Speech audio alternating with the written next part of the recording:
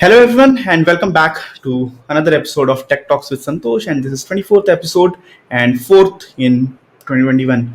And today we have a very special guest with us, James George. So let me just introduce James. James is an undergraduate student and he's mostly involved with open source technologies, and you may find him mostly working with Maven CLI, Teach Code CLI, where he is the author of those projects, and he's also part of Webpack CLI team and as well as an Webpack contributor. So thanks a lot for joining us, James. Yeah, it's really great to be here. Thanks for having me, Santosh.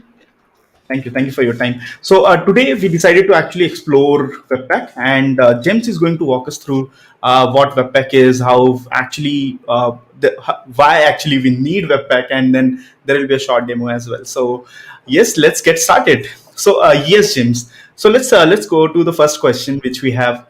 What is Webpack? So how you will introduce Webpack to someone new who comes to a JavaScript ecosystem? Yeah, exactly.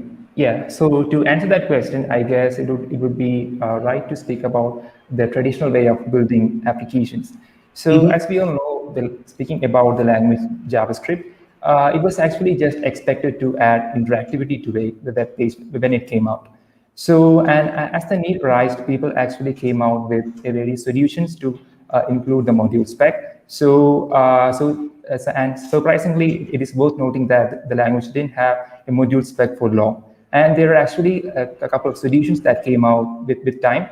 So I guess it would be, yeah. So, and speaking about Webpack and what it performs. So basically, in simple terms, Webpack is actually a module bundler. And what do I mean by that? So a module bundler is basically that takes your application and bundles all those static assets and the dependencies that your project depends on and spits out a bundle that can be deployed to production. Yeah, so and it essentially adds to the developer experience. And so to sum up the whole process, Webpack actually requires an entry point of a project. Say, let's say it might be an index.js file, and it traverses the dependency tree. That means, so consider that your application might, of course, be depending on a couple of files, right? Maybe style sheets, couple of pictures, and actually Webpack takes care of everything and creates a bundle for you, and such that it can be handled really easily. Yeah, so that's everything in a nutshell. Yeah. Well, okay. So I remember in older days we used to actually include all the JS files in index.html. So you're saying that's not required. Exactly. Yeah. Cool. Exactly. Okay. So let's go back to our next question. So why do we needed a module bundler, right? So we were actually doing all these manual things. So how actually we arrived to this module bundler system? Yeah, so as I was saying, so the normal way of building these, so as the language evolved, they were, as the need arose, they were actually the need required for a module spec. So actually, people actually included a couple of JavaScript files to the HTML with multiple script tags, but that was not a scalable solution considering the fact that there might be global scope of pollution, and also if we actually forget to include a file, that might break the application. So it is not a good idea. So of course it is a better idea if we can actually bundle all of those files into a single file, and that would also of course reduce the number of HTTP requests that is to be made. So that is actually where a module bundler comes into play, and Webpack is actually one of the most popular choices out there, but there are also a couple of other alternatives. But yeah, Webpack actually performs really well in that regard. Cool. So can we just talk a little bit about those module systems which you said, right? So JS modules which you have. Yeah, sure. So I guess that would be better if I can share my screen, and I do have a couple of code snippets for that. Okay, now let me just share my screen. I hope now my screen is properly visible. Okay. Yeah, I can. Let me just open my system and open my VS Code. Okay, so as I was saying, the JavaScript language didn't have a module system as part of its spec for a long time. So as time evolved, as time came, people actually require a module system, and a couple of solutions were invented to address this problem. And the very first being the IIFE, also referred to as immediately invoked function expression. So I hope this code snippet is properly visible to you. Yes, Okay, it on my is. VS Code. Okay, yeah. So as you can see over here, we do have an example for the IIFE module pattern. So as you can notice here, we have actually defined a function and which is actually self-invoking, and as the name suggests, it is actually immediately invoked function expression. So in this example, you can see an increase function as well as a reset function, and it returns an object, IIFE counter module, and we can actually consume those functions by just invoking the increase and reset functions. So the primary advantage that actually IIFE gives you is that it actually creates an isolated scope. And in case you remember, whenever you create a variable in the browser environment, that is actually global, and that actually Yeah. results in the global scope propagation. And this was actually a problem that IIFE addresses. So we now have access to this variable, and we can invoke these methods as we require. So now moving ahead, we have something known as the revealing pattern. And in case you take a close look, it resembles IFE, and in fact, it is just a pattern on top of that. And as you can see, we have the exact same functions defined over here, and the only difference being that it is actually available as local variables. So it is actually consumed in the exact same way as we did before. It returns an object, and we are supposed to invoke the respective functions. And yeah, and so moving ahead, we have what is known as CommonJS. And so in 2009, Node.js was introduced, which added what is it? The server side. We can actually build server-side applications using JavaScript. And with Node.js actually brought about this module pattern referred to as CommonJS. And I hope most of you might be familiar with this. So we have a require function to require additional dependencies. And actually, this is actually the exact same example. You can see the increase function as well as the reset function. And we actually have an exports keyword to export it so that it can be consumed in other modules. So the way we use it would be using the require function, and we can actually use the object restructuring to get the exact same function names via the variables. And yeah, so I guess most of you might already be familiar with this pattern, and it's called CommonJS. And now later we have an AMD, and AMD is actually expansion is actually asynchronous module definition. And the problem with CommonJS is that it is actually synchronous, and something that's blocking. Now we might not okay, so that might not be the best case always. So we always require an asynchronous solution, and that's where AMD comes into play. So we have the exact same example over here, the increase and decrease functions, and we actually return an object. And to consume, we actually have a require function over here, but it might confuse you with the require version with CommonJS, but it is actually different. And yeah, so we just require the file, and we have access via the function argument. And yeah, so the primary advantage here is that it is asynchronous. And now moving ahead, we have something known as UMD.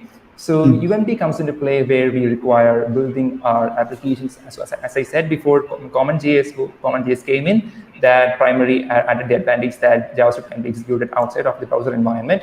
And now speaking about UMD, you can actually strip your code in both the browser as well as the Node environments.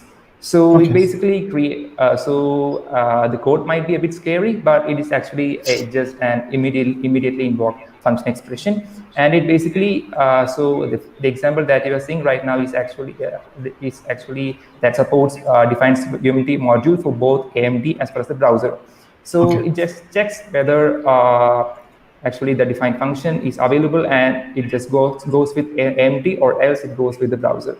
As you can see, type of define, it is just checking for that, and it appears a bit verbose. Yeah, so, and we also have another variant that supports UMD as well as outside the ecosystem. Yeah, exactly, CommonJS, AMD and CommonJS. So yeah, that's regarding UMD. And finally, we have something known as Ecmascript modules. So that is basically, I hope you might be familiar with that. We have the import and export keywords, and yeah, unfortunately I don't have an example with me right now in this collection. Yeah, that's fine. Yeah, so that is actually the most common motion that we have right now, the import and export keywords and things. Yeah, so I guess that gives a pretty brief picture regarding the module system and how the various things, various solutions evolve over time. Yeah, Okay. so that's how the module systems are. Okay, so now let's move to the demo of Webpack. So how Yeah, actually Webpack comes into the picture and how it actually resolves all these issues of yes, using different exactly. types of models. Okay, sure. So I hope my terminal is visible right now. Ah, Okay, yes, it let's is. actually create a new project directory like demo. Okay, so and for your information, I'll be actually following the official getting started guide, and since that would be easier to follow along. And the primary aim is to give you a pretty quick walkthrough on how to get up and running with Webpack in no time. So let's actually create, let me launch it, my VS Code. It's actually empty as of now, but we'll be adding files on the go. Okay, now let me fire up my integrated terminal. So first of all, I have a couple of boilerplate code with me. Let me just pull it off to this directory. Okay, templates are getting started. Wait 6 seconds. And we have actually a couple of things over here. Let it be here. Okay, so we just have this index.html and index.js files over here. So this is actually following the exact same getting started guide from the official documentation.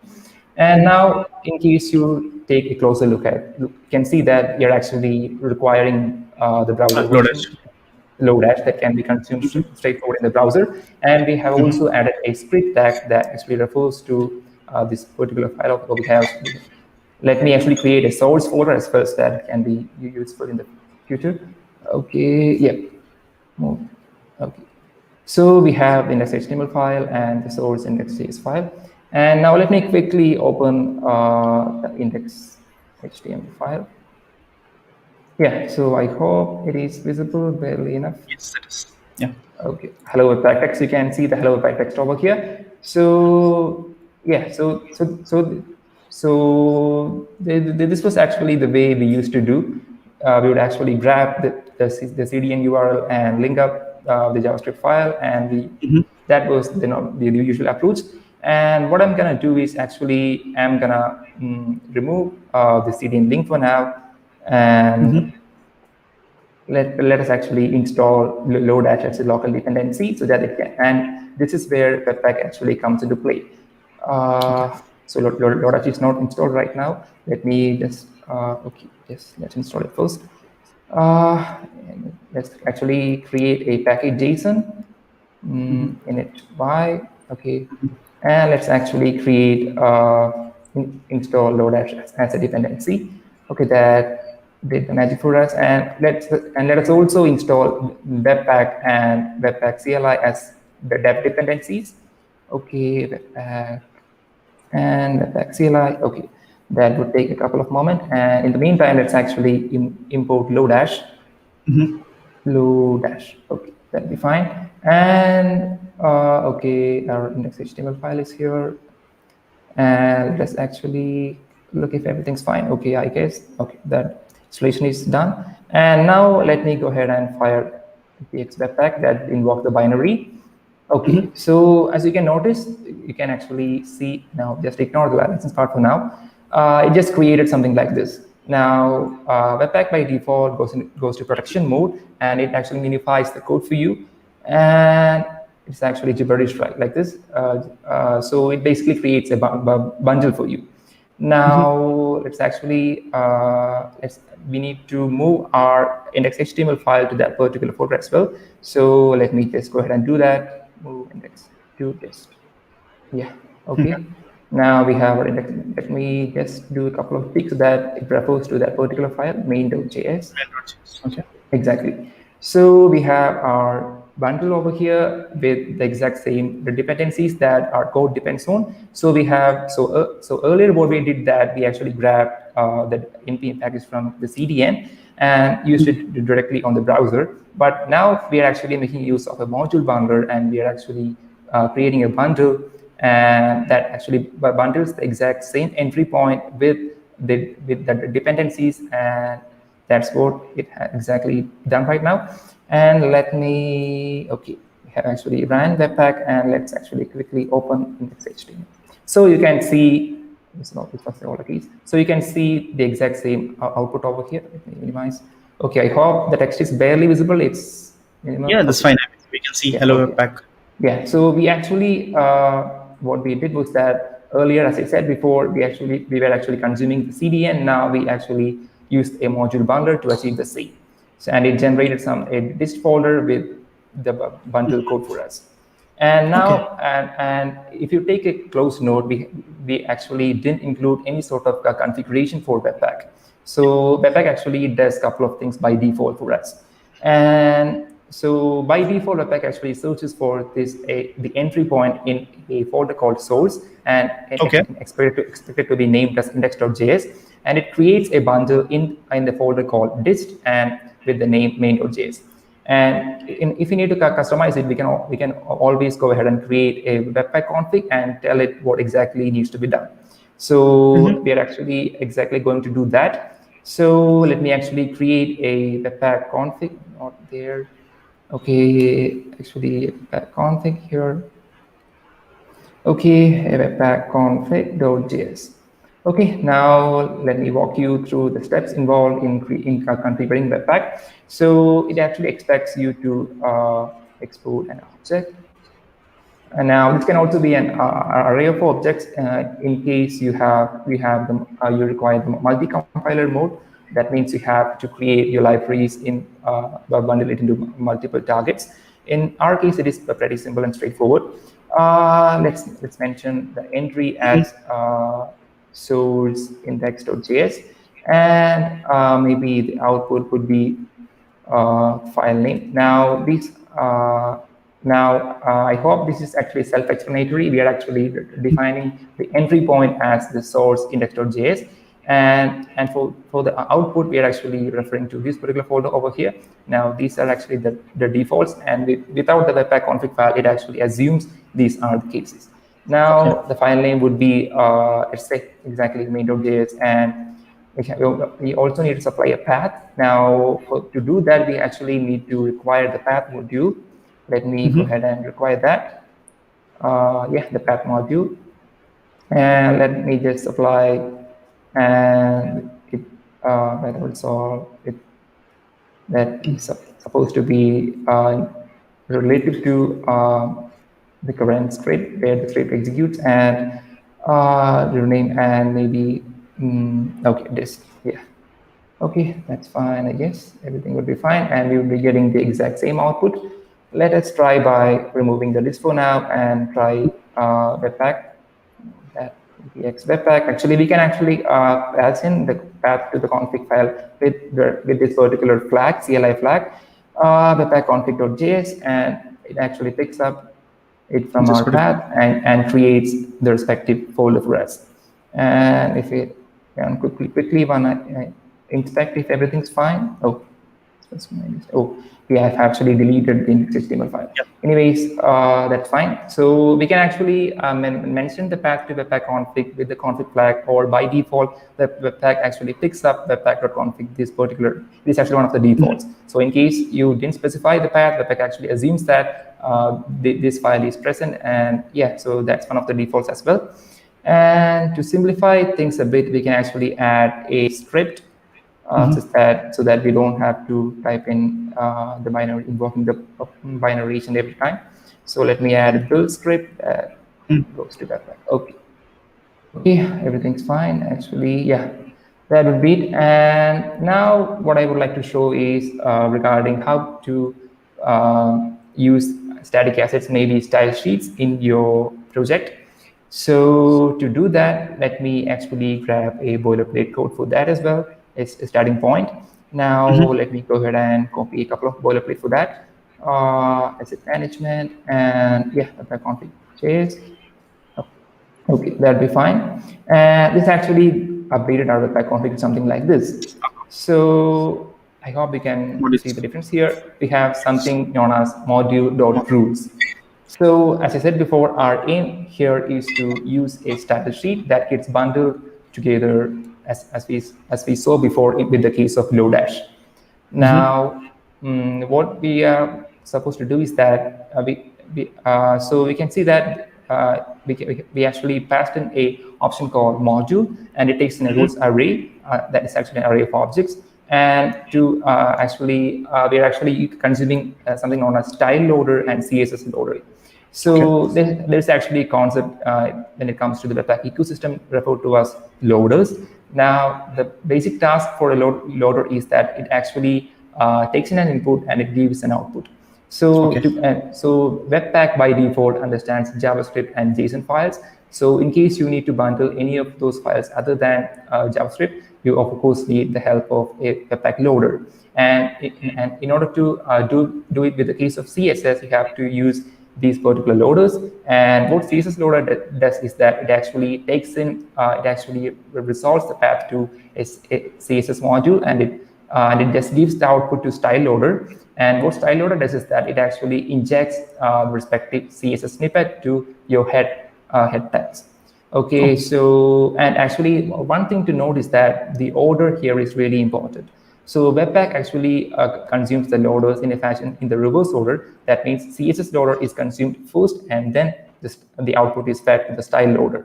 So that is something to keep in mind. And let me actually just grab the index.html file once again.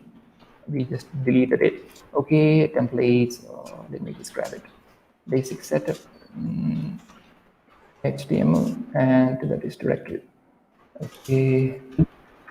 Okay, now we have the bundle okay, and we have to create the CSS file as well. And before that, let me just make the respective tweak so that it refers to the file that we are looking out for. And let's remove the CDN, and I hope everything will be fine with the index.html that is supposed to serve our bundle. And now let's actually add a CSS file as well. And let me create a new file in the source directory, and let's name it style.css. And yeah, that would be it. And maybe let's give a class of text and color of red. So the idea is to just to know how to include CSS. Yeah, so that's just a red text over there. And let me append it to the class list, element.class list.add text. Okay, that would basically add this particular class to its class list. And now let's go ahead and create run Webpack so that it creates the bundle for us with the CSS assets. Now I hope okay. Oh, we have to install CSS loader and style loader. Just forgot that in the meantime. So yeah, so we actually configured, and it didn't actually complain. Okay, anyways, let us go ahead and install style loader. If we miss the loader, it will not give us any error. Yeah, it's supposed to give us an error, I guess. Yeah, anyway, let's give it a try once again. I guess our Webpack config is configured correctly. We have mentioned it over here. Yeah, I guess something messed up. Anyways, let's trigger the build once again. Okay, now modules. Oh, we actually forgot to import the CSS file. That was the culprit. Yeah. Okay, so let's go ahead and import. So this is actually one of the mistakes that people often make. So let's actually import the CSS type, and that was the reason actually it didn't show us any error. And yeah, it's actually debugging, live debugging. Let's trigger the build again.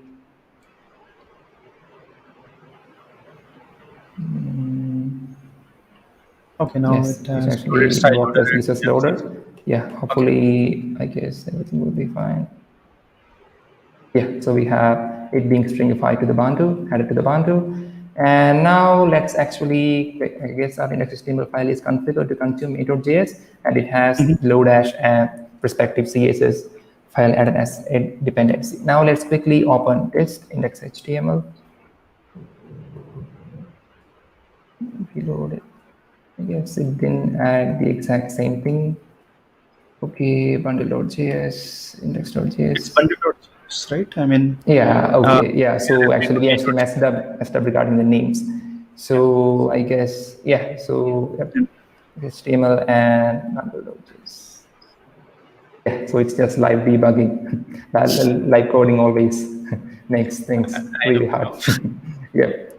Okay, so let's actually remove the HTML file as well. Anyways, let's actually keep it for now, and we'll be removing it after that using a plugin. And I will show you how to remove the compile directory each and every time before firing a build. I will just show you after a while. Now let's actually open it once again. Yeah, so we have the red text appearing over here. Not much of a deal, but we have actually consumed a Webpack loader to actually show up this exact thing. I hope it is properly visible. Okay. Yes, yes, it is. Yeah, okay. So I hope that makes sense. We have actually imported a CSS file, and since Webpack actually expects you to supply a loader to use a static asset, and we have actually included a CSS loader and style loader to actually bundle our CSS file with our code. So yeah, that did the thing for us. And let me actually, and now what I would like to show you is regarding handling the output. So let me actually quickly grab a couple of boilerplate code for that. For that, let me actually just move to the source directory, and let me actually copy a couple of templates from output management. And maybe, yeah, so we require all the JavaScript files here. And oh, we forgot. Yeah, here. Okay, so we have a new file here called print.js and index.js. Actually, print.js is the exact same thing. Okay. Anyways, we can actually change that. We can actually export default function and maybe console log something. So the idea behind this file is that just to create multiple bundles and maybe maybe invoked from print. Okay, that'll be fine. So we actually just created a new file within our source directory, and we have actually imported. So as you can notice, we are actually using the import keywords. So you might be wondering, maybe haven't used Babel for that, and Yeah. so actually it is worth noting that Webpack actually takes care of the import and export syntaxes for us. We have actually used the export syntax here. So Webpack actually handles these things for us, but not anymore. So in case you require any of those additional ES6 Plus features, you are supposed to use Babel loader. So and import syntax actually works just fine. So we have actually imported the respective file, and we have actually a couple of things going over here. So we just created a button, and we just created a text inside that button, and the on click is set to the respective function import from this file. So we actually have a new button in our web page, and on clicking the button, this statement gets locked with the console. So and it gets appended to the body. So now we have our Webpack config tweaked a bit. Now we no longer require the CSS loader and stuff, since we're not dealing with it anymore. Let's clear it. And the Webpack config should be fine to go. We have, okay, our Webpack config is not updated yet. So let's actually, so this is actually referred to as manual splitting of your bundle. So I'm actually going ahead and creating two entry points, one for the index and source index.js, and maybe the next one will be print. Okay, so yeah, we actually used the code of it anyways. Okay, and we actually have the output. Now we're actually gonna be running into an issue here. I'll be showing it right away. And let me just see if everything is fine. Okay, I hope. And we can just actually delete this folder for now. We'll be copying over another index.html file. And once that is done, let's actually trigger a build, and we can actually notice something. Yeah, so conflict, multiple chunks emit assets to the same file name. So in case you notice here, we have actually provided the name as bundle.js. Now it doesn't actually make sense to create two files under the same name. So we can actually use something like this, name.bundle.js. So this is actually a placeholder that Webpack gives us. There are actually multiple placeholders available that satisfies a different use case. So so this is actually a placeholder. That means it gets. Let me actually show you what happens.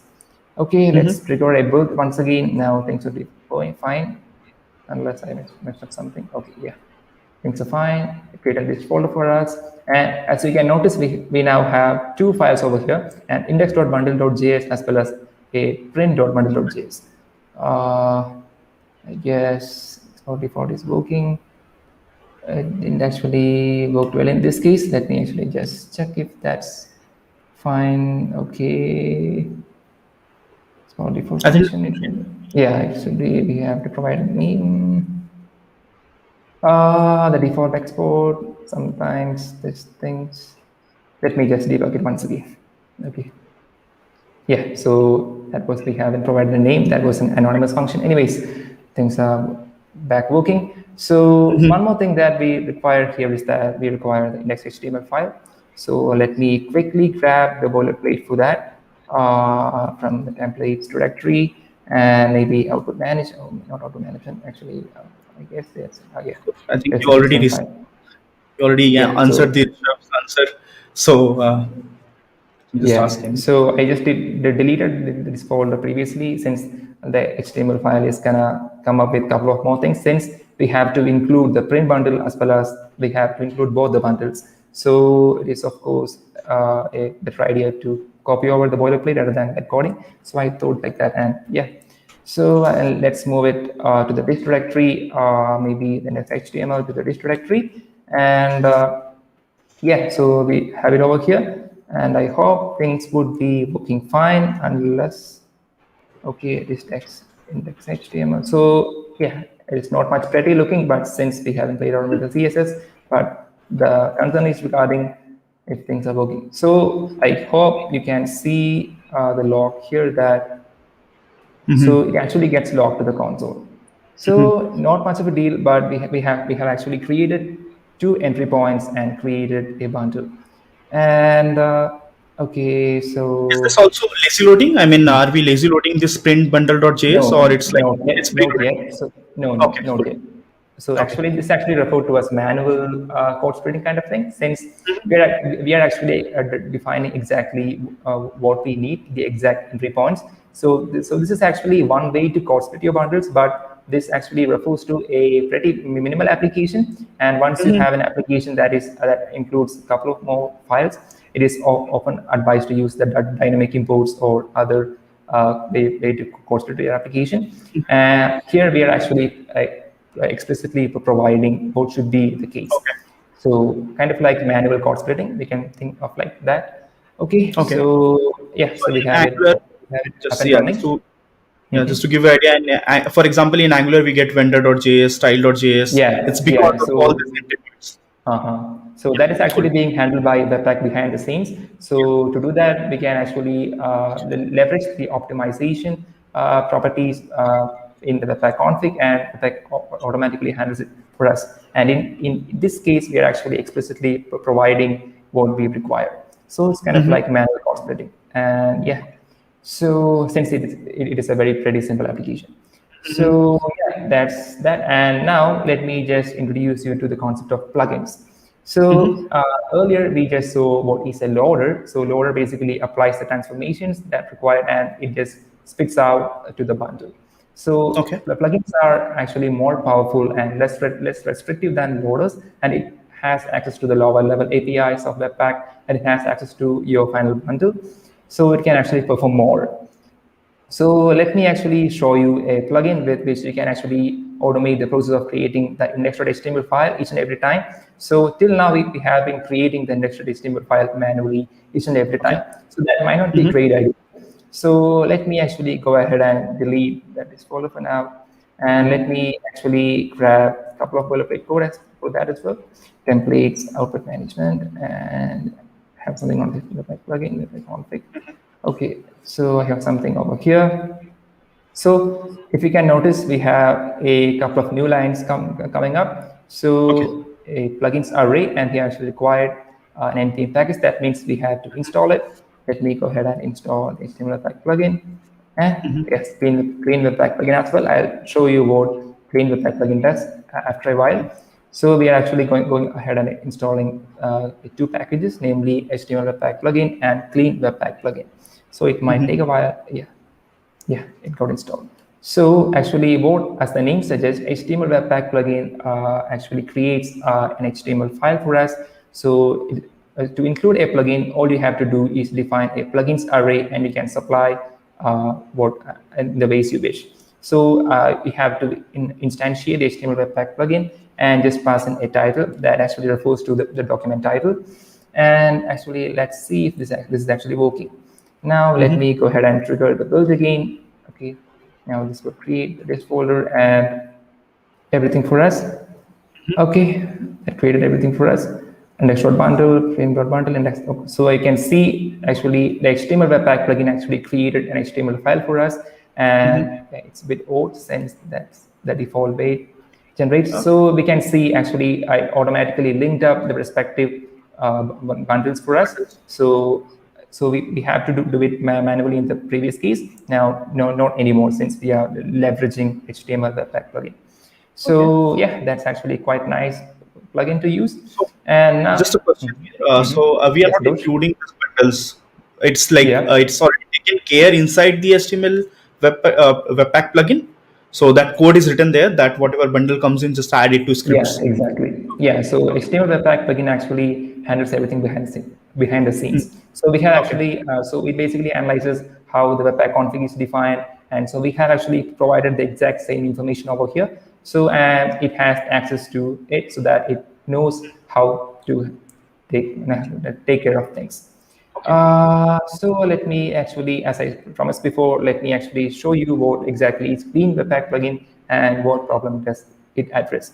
So let me actually, yeah. So before that, yeah, okay. Let me just copy again another management and Clean Webpack plugin. Okay, and webpack config.js, and it would be here. So we have made a slight more change to Webpack config. So you can see we are actually requiring Clean Webpack plugin, and we are actually instantiating the exact same way we did for the case of HTML Webpack plugin. So as the name suggests, what this does is that it actually clears up the disk folder before each build. So sometimes things are like that. Sometimes the disk folder may include a couple of files from the previous build that might not be required in the further build. So we don't have to manually go ahead and delete the files that are no longer required. So Clean Webpack plugin handles it for us. So let me just go ahead and add a file. That doesn't make sense, but just to demonstrate what that does. Okay, so we can see that this folder includes index.js file. Now let me go ahead and run the build. Now Clean Webpack plugin would delete it. Yeah, so you can see this folder no longer includes the respective file. So I hope that makes sense. Yeah, so the purpose of Clean Webpack plugin is supposed to clean up our distribution folder before triggering each build. So yeah, that was a pretty quick example. And one final thing I would like to show you is regarding Webpack dev server and also the source maps as well. And yeah, so till then we have seen what are the Webpack loaders and how to configure a style sheet that is basically a static asset with your bundle. And actually Webpack loader takes care of that transformations and applies it to the final bundle. We have also seen a couple of plugins, and to explore more, you can always go to the Webpack documentation, and there are a plethora of plugins available for each and every purpose. And now let me actually quickly go So to the just a small question yes, here, Sandeep, James. So yeah, all these plugins are, I mean, there might be like hundreds and 200s of more yeah, than exactly. hundreds of plugins, right? So Yeah. all the plugins are actually documented on Webpack, or how is it? Yeah, so actually there's actually a GitHub organization referred to as Webpack Contrib that is actually community maintained third-party plugins. So you can Okay. always, actually there's actually a complete list of the officially maintained plugins in the Webpack documentation. So you can always refer to the Webpack documentation to see a list of plugins and to see the exact usage. You might want to see the exact repo. So you can see, you can always get the link from the official documentation. So the official documentation might be the kind of like a single source of truth to, yeah, Okay. So might if be. I write a new plugin, I have to go ahead and register, right? I Yeah, have to open a PR. to register my plugin as part of Webpack? Yeah, so you can actually raise an issue on that documentation repo saying that I have actually written a plugin, and the maintainers might reach out, and yeah, so that's how things goes. Hopefully that would be included. I guess I guess not everything might be included until and unless it has a couple of downloads and a couple of stats like that. Yeah, so the right idea would be to ask the maintainers is that I have written a plugin and it has been used by a couple of people and people are finding it useful, and it would be nice to have it included in the official plugins page, and of course the third-party plugins page as well. And you can always start a discussion in that regard. Yeah, so as I was saying before, next up, what we will be seeing is regarding source maps. So source maps, as the name suggests, it basically maps to the actual source. So here actually we are creating a distribution. That means everything is actually kind of like looking like this. Now, when we actually face an error, now for the traceback, it would be really difficult to debug with just the distribution file in our hand. So actually, in enabling source map would actually solve this problem for us. It actually maps back to the exact source from where the error actually originated. So let me just grab a couple of boilerplate for that as well. Maybe development and source maps config, and here. We have it here, and we have actually updated our webpack config. Okay, so in case you notice, we have actually added something new that referred to as mod development. So this is actually something really crucial when it comes to Webpack. So Webpack actually defaults to the production mode. That means that it actually applies the optimizations such that it has to be deployed to production. And if you're setting mode to the development, and it actually opts out from all those optimizations. And there is actually a mode none as well, and that actually opts out from each and every optimization step. So now to enable source map, let me actually go ahead and include source map inline source map. Okay, that would be the way to go. Okay, we have source map included, and actually let us actually make a typo somewhere here so that we can actually see where the error got originated. So I have actually mistyped the console here. Let me trigger a build. Run build. We have actually enabled the source map. I guess, yeah. So the key, I guess. Oh, it was the dev tool. The key was dev tool, right? Oh, that was a terrible mistake. So we have to include this key referred to as dev tool and a value. So there are actually a couple of options available. You can always refer to the documentation to see what suits you. So I'm actually going ahead with the inline source map, and let's actually trigger the build once again. Okay, yeah, so it actually shows you some sort of warnings. Yeah, so actually let's go ahead and look if everything's fine. We have everything's created, and this index HTML. Okay, now, yeah, so you can see that it actually got errored, and it actually references to the primary file. So with source map, it is actually really useful to debug if our application breaks, and without, yeah, source map. So that is actually where source maps comes into play. So I hope I was able to convey the purpose behind source maps. And now the final thing that I would like to show you regarding configuring Webpack is regarding, so till now we have been manually triggering npm run build each and every time. So it is often not a good idea to do since we already have a tool as part of the ecosystem to do that for us. So let me go ahead and install Webpack Dev Server. Okay. Webpack, okay, let me go ahead and install. Yeah, I guess that would be. Yeah. Server. Some things with my integrated terminal. Webpack Dev Server. Okay. So that would install the Webpack Dev Server for us, and let's wait a couple of moments. And so Webpack Dev Server actually gives you the option of live reloading, so that you can actually save your code and see that the output gets instantly reflected, so that you don't have to switch back and forth. So that is something that adds to the developer experience.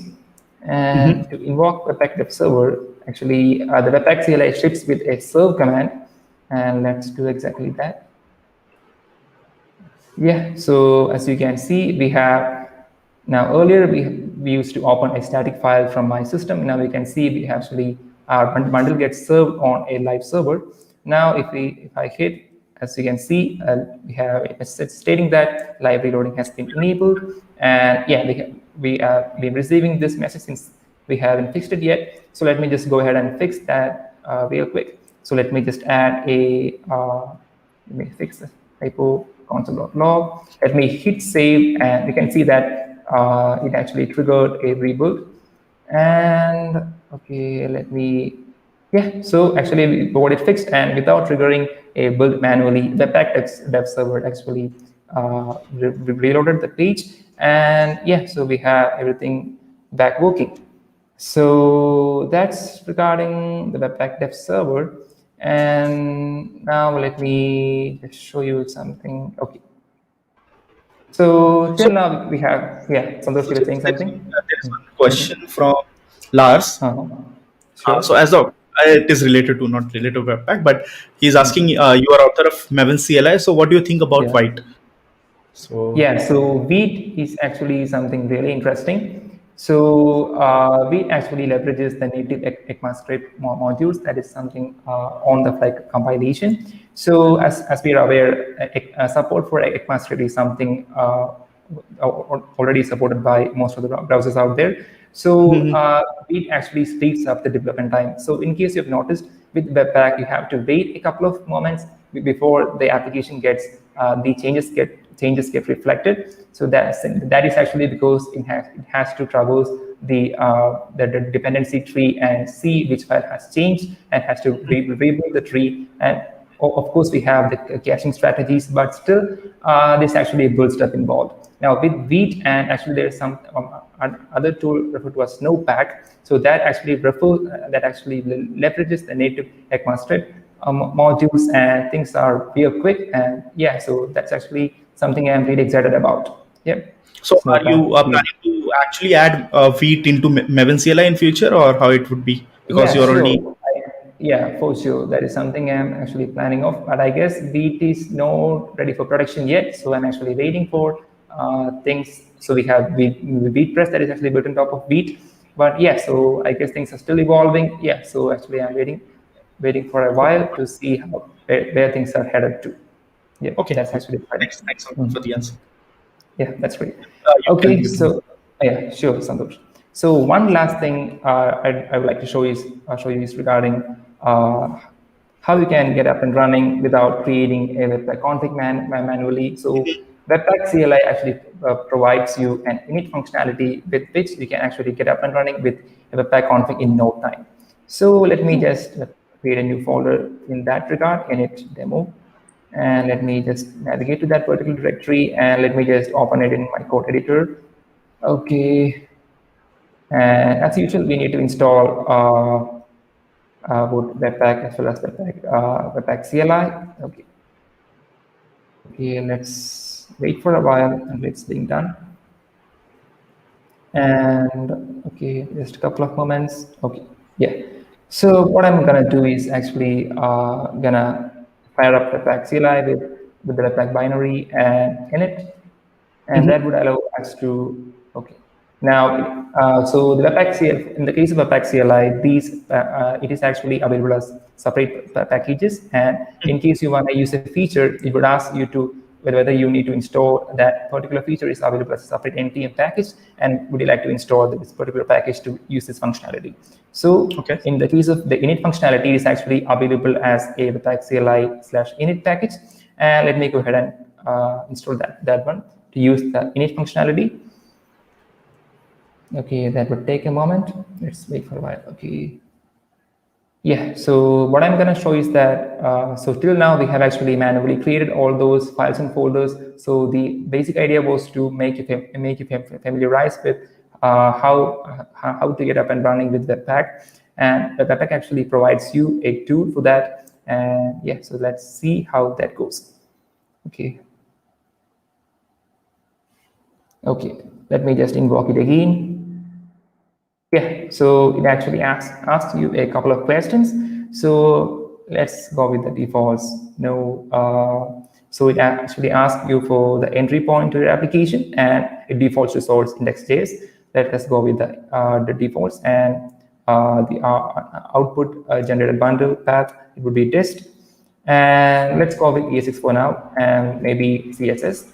And no, not really. Webpack Web Server, let's go with the default. And HTML Webpack plugin, go with the default. Yeah. So I just went ahead with the default values. Okay, and now it actually just created a couple of files for us.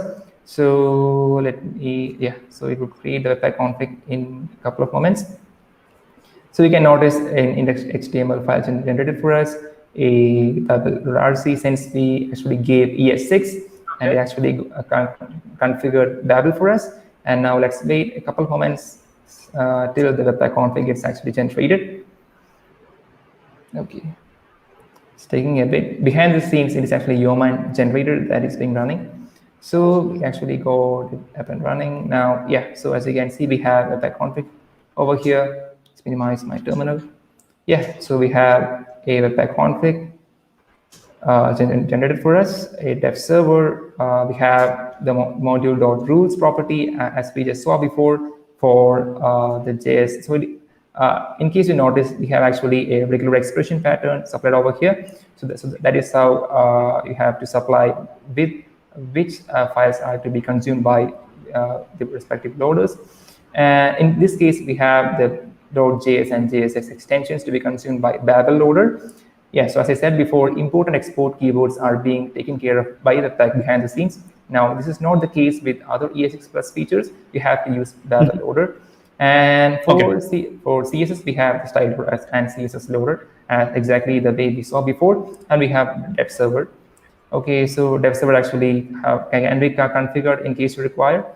And let's actually just trigger a build and see if that works. Now we'll be having a, yeah, so yeah, that is folder got generated. And yeah, as per our entry points.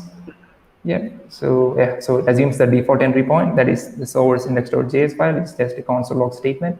And we have SW, this actually coming from the Workbox plugin, since we have opted for that. The main thing is regarding the main.js file. And yeah, so that actually generated everything for us. And yeah, so that's something regarding the Webpack init functionality. So feel free to play around.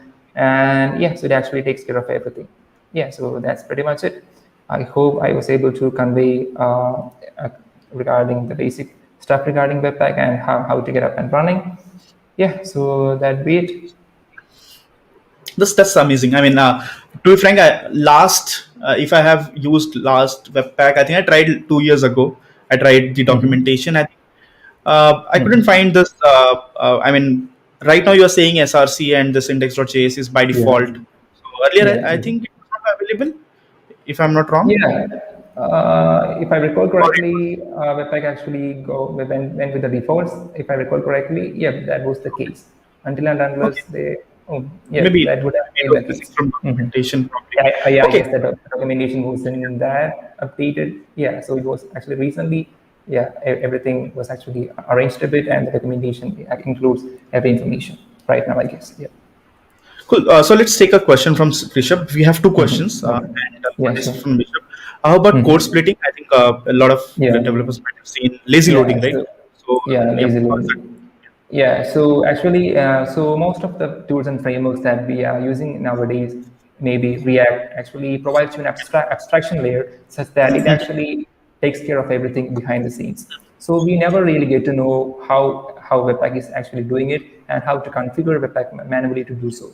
So in some way, it actually saves us a bit of time, but it's of course good to know how Webpack does those sort of things behind the scenes. So actually, a best resource for code splitting would be the official code splitting guide, the official documentation. And yeah, so the recommended way would be to use the dynamic import statements. So we can actually lazy load a code splitter chunk on demand with the dynamic import statement. And as I showed before on the demo, we can actually manually code split. That is not recommended. And just for the demo part, that's actually one way with the entry points. And yeah, so we can always use the dynamic import. We can always use the optimize key in the Webpack config And actually, the code splitting guide has a pretty good amount of information regarding how can you configure Webpack to code split your bundle. I guess that would Okay. be a better resource. You can actually try it out. Okay. Yeah, that answers the question. So I think, so if I use dynamic import, it's automatic, right? So you don't have to write any extra code. Yeah, Webpack so will. dynamic, yeah, that with the dynamic imports actually, you can actually lazy load your parts of your application on demand. So yeah, so as I said before, there are actually three ways with which we can code split. So there Yeah. is actually, yeah, so as I said before, I hope this is visible. Okay. There Yeah. are three general approaches: in entry points, event duplication, and the dynamic imports. Ah. So the dynamic, I hope people might be familiar with the dynamic import statement. So that's basically regarding importing parts, loading parts of the application on demand. Yeah, so that's not much of a deal. And yeah, so I would say the best thing would be to go through this part of the documentation, and it has ample amount of information, and just try it out and see for yourself. That would be the best way to do. As I said before, we have the optimization split chunks, the split chunks plugin, and there are actually a couple of approaches to that, and yeah, it would be better to see it for yourself. Okay. Okay. Cool. So last question. I'm not sure if you will be able to answer here, but maybe Mehul can actually connect with you on the Twitter. So he says today he saw Webpack organization in JSOC archives. So he was thinking to contribute to that organization. So can you just help me set up the environment? I'm sure that will be like really Yeah, big. sure. Yeah, sure. Yep. I'll be So happy to do that. yep. So Mehul, Feel what we free to can do ping is me on Twitter. yeah, Feel free to just ping me on Twitter. just ping him in Twitter, and then he'll be able to help you. Yeah, Cool. so actually, yeah, so as I was saying, actually contributions of any kind are always welcome. So I'm actually working on the Webpack CLI project, and you can always take a look at the project, take it for a spin, and in case you find something, yeah, feel free to start a discussion, and we would love to have contributions of any kind. Cool. That's really great. Okay. So we are done. I mean, thanks a lot for this demo, Yeah, thanks James. for having me, Santosh. I Thanks mean, for the for opportunity. personally, yeah, for even me, for personally, I think a lot of concepts got cleared. I visited this documentation like 2 years ago, and I think now Yeah, it has that simplified has a been lot. This is what I improved can quite a see. lot. Yeah. Yeah. So you can So actually see the step-by-step guide. It actually shows you the exact diff of what happens in each and every step. So you can just follow along, and this will replicate it on your machine, and you can see it for yourself. That'd be the greatest learning experience, I would say. that's great. So anything now we are done. So anything else you want to add here related to Webpack? Yeah, sure. So as I said before, contributions of any kind are always welcome. You can always, so I'm actually working on the like CLI project, and yeah, so there are a couple of things happening over here, and you can, it might be overwhelming at first, but just play around with it. You can always get back to the documentation. So to understand the Webpack CLI code base, you have to first understand how Webpack takes care of everything. So I guess, as I said before, the documentation is pretty much improved, and you can always follow along. And it might of course be a new learning experience. Since so something that I've been noticed is that people are someone who is actually getting started, he might be introduced to React or Vue, and all those sort Actually. of frameworks or libraries have their, as I said before, have their adjoined dev utilities such that they create an abstraction layer, and people are actually not quite aware of how things are being handled behind the scenes. So this, as I said before, this can be this of course saves some time, but in the long run, actually people are actually not aware how things are being taken care. Yeah, so it is actually always a good learning experience to get to learn how things are being handled behind the scenes. Yeah, so I would advise doing that. Yep. So last question, so James, anything you want to promote on this channel? Yeah, sure. So as one of people asked there, I actually maintain a project called Maven CLI, and it is basically a CLI solution for the Maven stack. And also feel free to take a look at the project, and you'd like to have contributions from the community. And yeah, and also actually there's another project as part of let me just get to it. Okay, teach code. So this might be something that most of the folks might be interested in, since it is kind of like related to generic programming. So basically CLI tool that to improve your programming skills by solving a couple of tasks. And yeah, so feel free to explore. And also you can always check out my GitHub profile, and I do maintain a couple of my personal projects, and feel free to explore them. So this is something I made on my own. So this actually generates a Webpack config with a CSS framework of choice, and it does a couple of things for you. And in case you're interested in Webpack, feel free to check out this utility as well. And always, pull requests are always welcome. Contributions of any kind are always welcome. Cool. That's nice. I think we are done. We don't have any questions anymore. So thanks a lot again, James. I mean, it was really interesting to learn about Webpack, and I was really looking forward to this session from a long time. Just to let you know, I was behind James from like last 3 months. Finally, we got some time from him because he had some exams. So we said, okay, Yeah, now yeah. this time we are doing it. So yeah, thanks again, James, for doing that. Yeah. And Yeah, what thanks will be for the having me, best? Santosh. Yeah. And what will be the best channel to reach out to you in case someone needs some help? Yeah, so the best way would be to reach out to me on Twitter. You can also maybe reach out to me on LinkedIn as well, and maybe check out my GitHub profile in case you're interested in open source. Yeah, that's pretty much it. Cool. So in case you are looking for his Twitter channel, it's here. Yep, this side. So James _ Madhax, and you can just send him a DM and feel free to connect with him. Yeah, thanks a lot. So on closing notes, we in this week, as we said, there will be two episodes. So first one is today, and next one is on Friday. And on Friday we are having sorry, not James. We are going to have another great session on NX. So we have Jack Piros from Narwal, and we'll be talking about NX, how you can actually boost your productivity using NX. So Friday 10 p.m. IST, and we'll meet again. So meanwhile, just enjoy your day. Tomorrow is holiday in India, so in case you're planning something, just go ahead and enjoy. Meanwhile, bye everyone, and thanks again, James. Yeah. Bye, everyone. Thanks for joining.